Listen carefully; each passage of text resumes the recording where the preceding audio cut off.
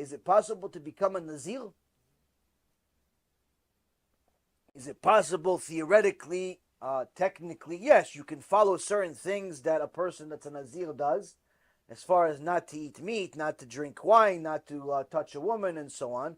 But would it be counted as a Nazir? No. And that's, again, like you said, there's no Bet HaMikdash, and there's really no real permission to do such a thing because, to be a Nazir, you have to be Kodesh Kodashim. It's not just somebody that likes to grow their hair long and be a rock star. That's not a Nazir. A Nazir is Kodesh Kodashim. A Nazir is someone who's very, very holy. But believe it or not, a Nazir gets punished for being a Nazir.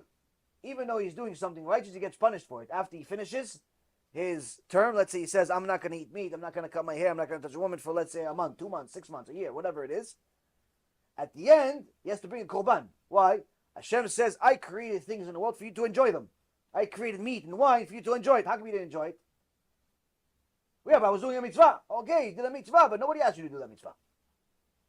You did something above the law.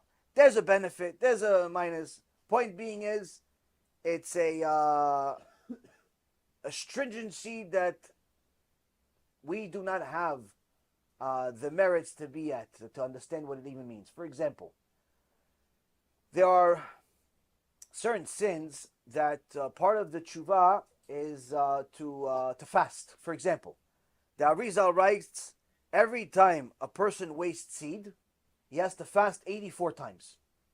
Fast. Like Yom Kippur fast. He has to fast 84 times for each time he wasted seed.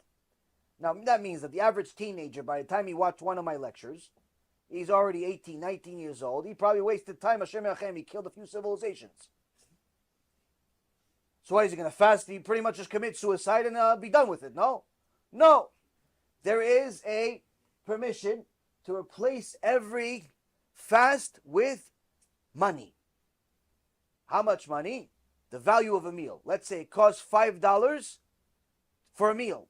That $5 is the equivalent of one fast. So that means if 84 times, instead of fasting 84 times for one time that a person sinned, they have to give $420. That means that the average teenager has to make this part of their life for a long time, unless they're very rich. But quite frankly, this is usually poor people want to do this type of tshuva because they're usually the ones that are more righteous. But anyway, it's a very expensive tshuva because it's a very expensive sin. But it's either that or it's fasting. Now, there are many mitzvot that, many sins that you would have to fast in order to fix it. But since this generation does not know how to fast, so the Chachamim say, since you don't know how to fast, use money instead. So now somebody's going to ask, wait a minute, you don't know how to fast. I can fast. Why I can fast? I fast Yom Kippur, Tisha B'Av. I fast 4 or 5 times a year. I know how to fast. You don't know how to fast. You know I know you don't know how to fast? Because fasting, according to the Torah, is not sleeping all day. It's not walking like half a dead. When's the fast over? When's the fast over? Every 5. It's 12 o'clock in the afternoon. Is it over yet? No, we have another 24 hours, buddy. Oh, it's not over yet? Wow, I feel like I'm dying. You just woke up an hour ago. Well, are you sure there's no like eter? I feel like I'm dying. Is that pikuach nefesh? You're 18 years old. What, you're dying? You can't. Can I have at least coffee? What coffee? You're fasting for an hour and a half. You sure this is relevant? You sure this is like an obligatory fast? It's Yom Kippur, Ribono Shel Olam. Nobody knows how to fast. And even the ones that fast, what do? It's like half dead. When you're really fasting, you know what really fasting means? Really fasting means you remove all of the material in your life, all the food, all the joy, and you replace it with pure holiness. Meaning, you study Torah all day. Most of us can't study Torah without a bag of potato chips next to us and some coffee. While we're studying what we're eating. So you tell a guy, study without food. Like, you're out of your mind. What do you think, Moshe Rabbeinu?